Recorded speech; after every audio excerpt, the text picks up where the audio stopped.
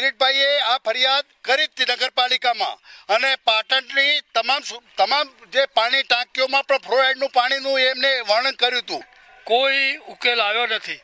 સુધરાઈમાં પણ સુધરાઈના માણસો આવે છે, મિટિંગો કરે છે, કોઈ સાંભળતા નથી.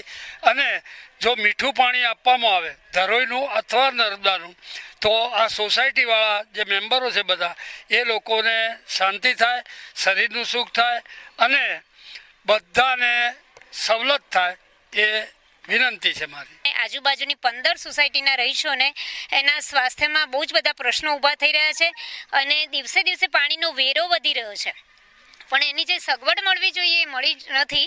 અને એટલે આજુબાજુના તમામ સોસાયટીના રહીશો અને આ સોસાયટીના રહીશો વતી મારી નમ્ર અપીલ છે કે નગરપાલિકા તાબડતોબ યુદ્ધના ધોરણે નગરપાલિકાએ જે પાણીની પાઇપલાઇનો તો વર્ષો પહેલાં નાખી જ છે નહેરની, એમાં પાણી ચાલુ કરે. આ વિસ્તારના 10,000થી વધુ લોકોના આરોગ્ય સાથે ચેડા થઈ રહ્યા છે, પથરીથી માંડી અને ટીચરના રોગોથી પીડાઈ રહ્યા છે. પરંતુ પાટણ નગરપાલિકાનું તંત્ર સુધારવાની રાહ જોઈ રહ્યું હોય એવું લાગી રહ્યું છે. અગાઉ મેં સંકલનની અંદર આ પ્રશ્ન ઉઠાવ્યો હતો અને મને કહેવામાં આવ્યું હતું કે અમે ટૂંક સમયની અંદર આ બોરની જગ્યાએ નર્મદાનું પીવાનું પાણી આપીશું, પરંતુ હજુ સુધી એની વ્યવસ્થા કરી શકવામાં